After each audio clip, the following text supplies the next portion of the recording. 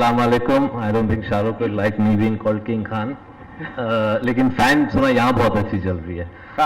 तो I think definitely, but I am really happy to be here. जब असफर ने मुझे बोला कि आप आइए यहाँ मार्केटिंग कॉन्फ्रेंस में, तो पहले तो मैंने सोचा मैं क्या करूँगा यहाँ, क्योंकि मैं तो अपने फिल्म की मार्केटिंग टीम से लड़ता ही रहता हूँ सिर्फ, और कुछ करता ही नहीं हूँ। मैं क्या बोलूँगा। But then, of course, the attraction of coming to Karachi, the attraction of being able to come to Pakistan was immense, and I said मैं ज़रूर आऊँगा। Unfortunately, सिर्फ एक दिन के लिए आ पाया हूँ, लेकिन I think it's a beginning, and I hope to keep coming back. इंशाल्लाह इंशाल्लाह। सो जी, कबीर ये बताइए, आपको मैं देख रहा हूँ कल से, you seems like a real peoples person and you seem like getting connected to people very well. Is this your first trip to Karachi, by the way? जी, this is my first trip to Karachi. मैं लाहौर जा चुका हूँ और बहुत मज़ा आया मुझे वहाँ में। I went for an unannounced visit, बिल्कुल अंडर द रेडार। 3-4 दिन मैं सिर्फ सड़कों पे घूमा, जहाँ मन किया वहाँ बैठ के खाना खाया, लोगों से मिला, बहुत मज़ा आया। You right, I am a people's person, मेरे को बहुत मज़ा आता है इंटरेक्ट करने में लोगों से। That's excellent. आई होप आप कराची की सड़कों पे भी घूम रहे हैं और खाना खा रहे हैं। जी, कितना हो सकता है। इसके बाद से ये तमाम लोगों को पता चल गया है, तो आपके पीछे एक जलसा चल रहा होगा और अच्छा है, कराची में भी रौनक लगेगी बड़े दिनों के बाद। मुझे ये बताएं कबीर के, मैं पढ़ रहा था आपके बारे में और मैंने पढ़ा कि आपको बड़ा शौक रहा है, आपने शुरुआत की एक अदर डॉक्यूमेंट्री फिल्म मेकर से। तो ये दिल्ली का बच्चा जो अपने आप को हिस्ट्री बफ कहता था जी, ये बॉलीवुड में कैसे पहुंच गया? जी, एक्चुअली काफ़ी इंटरेस्टिंग जर्नी रही है। जैसे आपने सही कहा, मैं एक्चुअली दिल्ली में पला बड़ा हूँ और मेरे जो फादर हैं वो जवाहरलाल नेहरू यूनिवर्सिटी के एक फाउंडिंग प्रोफेसर थे, रशीदुद्दीन खान। और हमारे घर में जो एक डाइनिंग रूम कॉन्वर्जेशन होता था वो यही होता था, हिस्ट्री, पॉलिटिक्स, क्या हो रहा है दुनिया में। तो बचपन से एक थोड़ी सी वो आई थिंक होराइजन थोड़े वाइडन हुए कि दुनिया में आसपास जो हो रहा है उसके कॉन्टेक्स्ट में हमेशा सोचता रहता था मैं। और फिर ग्रेजुएशन के बाद मैंने अपना मास्टर्स डिग्री फिल्म मेकिंग में किया और उसके बाद मैं डॉक्यूमेंट्रीज़ में मैंने काम शुरू किया। और डॉक्यूमेंट्रीज ज्वाइन करने का भी मेरा एक ही मकसद था, क्योंकि मुझे याद है कि मेरा सबसे बड़ा passion as a student was travel, trekking, travelling, जितना कर सकता था मैं वो करता था। और एक डॉक्यूमेंट्री फिल्म मेकर आए थे, हमें दिखा रहे थे एक फिल्म उनकी जो उन्होंने अंकोर वाट कंबोडिया में शूट करी थी। और हम उनसे ऐसे ही सवाल पूछ रहे थे उस फिल्म के बाद। उन्होंने कहा कि आप लोगों को अगर ट्रैवल करना है तो डॉक्यूमेंट्रीज बनाएं। वो एक लाइन मेरे जहन में अटक गया कि यार ट्रैवल करना है तो डॉक्यूमेंट्रीज बनाए, तो मैं डॉक्यूमेंट्रीज ही बनाता हूँ। और उसके बाद फिर एक बहुत फेमस जर्नलिस्ट हैं दिल्ली में, सईद नकवी, तो वो उस ज़माने में दुनिया भर घूमते थे और रिपोर्ट करते थे पॉलिटिक्स के बारे में, लेकिन एक साउथ एशियन कॉन्टेक्स्ट के साथ। सिर्फ CNN, BBC जो एक वेस्टर्न पर्सपेक्टिव था, उसके अलावा एक साउथ एशियन कॉन्टेक्स्ट में वो रिपोर्ट करते थे। तो मैं उनके साथ चिपक गया। मैंने कहा आप मुझे ले चलें, मैं आपके लिए शूट करूंगा, एडिट करूंगा। और उनके साथ मैं कुछ 60 कंट्रीज घूमा हूँ in a span of about 5-6 years. Film studies से पहले की बात है? फिल्म स्टडीज के बाद। अच्छा, ओके। तो उनके लिए मैं ये बनाता था टीवी फीचर्स, और कैमरा भी करता था, एडिट भी करता था। और वो एक बहुत मेरे लिए ट्रेनिंग ग्राउंड एक सही रहा है, क्योंकि that help me see a different perspective to everything.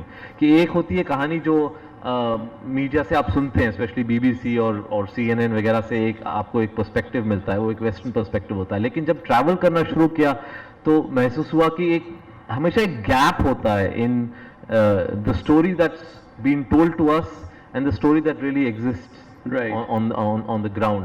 तो वो एक जोन जो है मेरा, वो बहुत मुझे इंटरेस्ट करने लगा। और मैं अब इन रेट्रोस्पेक्ट जब मैं अपनी फिल्में देखता हूँ तो वो एक जोन है जिसमें मेरी सारी कहानियां हैं, the gap between the story that should have been told to us and the story that was actually told to us. That's very true कि कबीर की जितनी भी फिल्में हैं, 5 फिल्में आपने बनाई हैं, और 5 फिल्मों में एक सोशल पॉलिटिकल बैकड्रॉप बहुत स्ट्रांग होता है, और उसके सामने आपके कैरेक्टर्स खड़े होके आपकी उनकी जुबानी आप लोगों से बात करते हैं, लोगों से नहीं आप कौमों से बात करते हैं, मैंने देखा है, and hence you go magnanimous.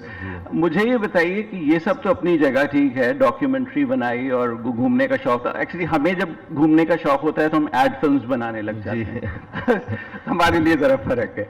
But nevertheless मुझे ये बताएं कि ये कैसे हुआ कि आपकी डॉक्यूमेंट्री फिल्म मेकिंग आपको यशराज तक लेके चली गई? जी, तो मैं बना रहा था डॉक्यूमेंट्रीज, लेकिन मुझे थोड़ा सा एक फ्रस्ट्रेशन ये हो रही थी, क्योंकि आई थिंक हिंदुस्तान में और आई थिंक पाकिस्तान में भी वही एक नज़रिया होगा कि डॉक्यूमेंट्रीज का स्पेस बहुत छोटा है। तो वो लगता था यार मैं कैसे कहानी सुनाऊं जो सब देख पाएँ, और ऑब्वियसली सबसे जो पावरफुल मीडियम है वो है बॉलीवुड, द बिग स्क्रीन। और एक इंसिडेंट मुझे बहुत अच्छी तरह याद है जिससे मैंने रियलाइज किया कि क्या इम्पैक्ट है बॉलीवुड का। और वो था 2001 में अफगानिस्तान में मैं एक डॉक्यूमेंट्री कर रहा था। दिस वाज नवंबर, जब बॉम्बिंग चल रही थी और तालिबान रजीम टूट रहा था। तो मैं और मेरा एक दोस्त हैं राजन, हमने कहा कि हम जा रहे हैं अफगानिस्तान, क्योंकि हम पहले भी कुछ काम कर चुके थे वहाँ डॉक्यूमेंट्री बनाएंगे। अब उस टाइम पे as a documentary film maker हमें पाकिस्तान का वीज़ा नहीं मिलता था कि हम पेशावर से चले जाएं जैसे सब सेंसिबली जा रहे थे। तो हमें we had to fly over Pakistan, reach Tajikistan, और वहाँ से बॉर्डर क्रॉस करके कोशिश कर रहे थे अफगानिस्तान में घुसे। तो अटक गए, कुछ 14 दिन दुशंबे में अटके रहे। कभी स्नो स्टॉर्म हो जाए, कभी ब्लिजर्ड हो जाए, कभी जिस हेलीकॉप्टर को लेना था वो क्रैश हो जाए, मतलब बिल्कुल ही अटक गए। फाइनली 14th डे पे मुझे याद है हम वहाँ पे गए और मैंने देखा एक रशियन हेलीकॉप्टर जो है वो वार्म अप हो रहा है जाने के लिए।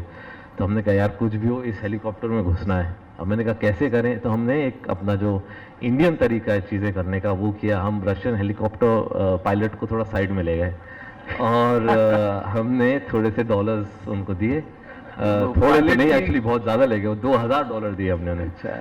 और उन्होंने वो मेडिकल सप्लाईज लेके जा रहे थे, उन्होंने मेडिकल सप्लाईज में छुपा दिया हमें हेलीकॉप्टर में, और हम वहां से उड़ लिए। ये रशियन पायलट थे? ये रशियन पायलट थे, इंडियन पाकिस्तानी नहीं थे? नहीं नहीं, ये रशियन थे बिल्कुल। वहाँ आई थिंक उनका उस टाइम जो एक हाल था वो आई थिंक हमारे वैसे ही था।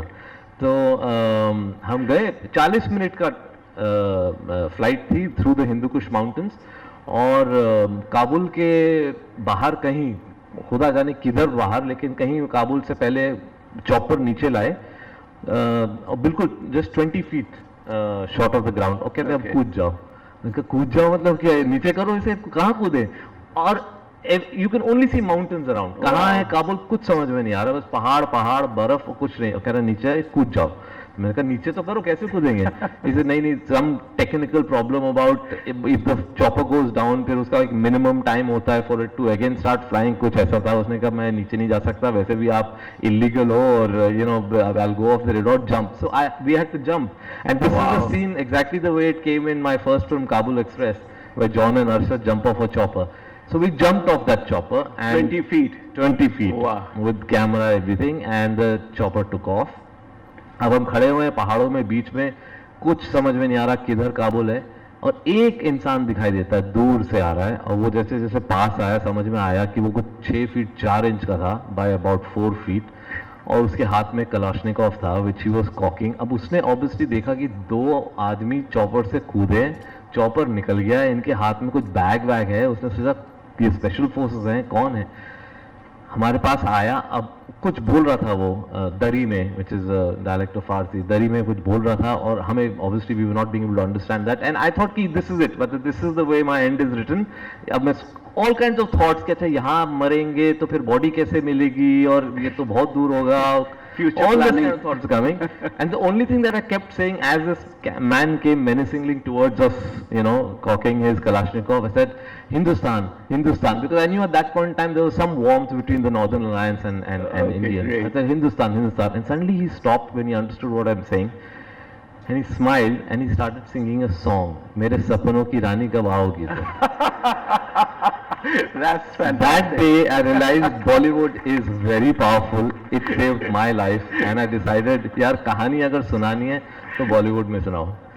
And that's how then these experiences actually became the script of my first film, Kabul Express. This is loosely based on my experiences as a documentary filmmaker in Afghanistan. तो ये कहानी हमने लिख दी लेकिन you know it's easier said than done, लिख तो दी, लेकिन Kabul express for those who have seen it, उसमें ना गाने थे ना लव स्टोरी था, यू नो एक 105 मिनट की एक फिल्म थी। अब उसको बेचे कैसे बॉलीवुड में, because at that point time you know आजकल these films are called multiplex films, unfortunately at that point there was only one multiplex in the whole of Bombay. So I started the grind, and it was quite a long grind. That is, you know, I'm glad, you know, everybody has that big struggle story, so I also have that struggle story with me. I landed up in Bombay from Delhi. अच्छा, documentary film maker बोलो तो वो उस जमाने में it was almost like a bad word. No दोस्त बोलते थे कि यार डॉक्यूमेंट्री मत बोलना, वो लोग सोचेंगे तुम सुला दोगे उनको कहानी सुना के। So, which is strange because today if there's any USP that I have in Bollywood, it's my documentary background. So gaye and we started, you know, meeting people, all kinds of producers who would, you know, at one point had backed alternative cinema, but sadly nobody was ready to put their money where their mouth is. And बहुत ज्ञान मिला अजीब, मतलब if you know there's some strange classifications of films that go in Bollywood. I remember going to this one newly opened corporate and मैंने बोला sir मैं एक film की स्क्रिप्ट है मेरे पास, तो उन्होंने बोला कि अच्छा आपका प्रपोजल क्या है, मुझे समझ में नहीं आया क्या बोल रहे हैं। मैंने कहा sir I propose to make a film.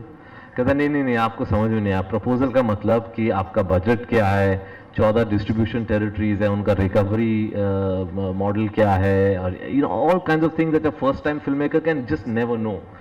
And I said sir I have a script, अगर आप सुन लें तो। ही सेड नहीं, एक्चुअली क्या है कि मंडे टू फ्राइडे हम प्रपोजल डिस्कस करते हैं, सैटरडे को हम स्क्रिप्ट सुनते हैं।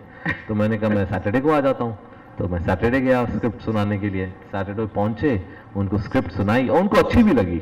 I must say whoever I narrated it to, they used to like it, लेकिन they were a little hesitant to put the money.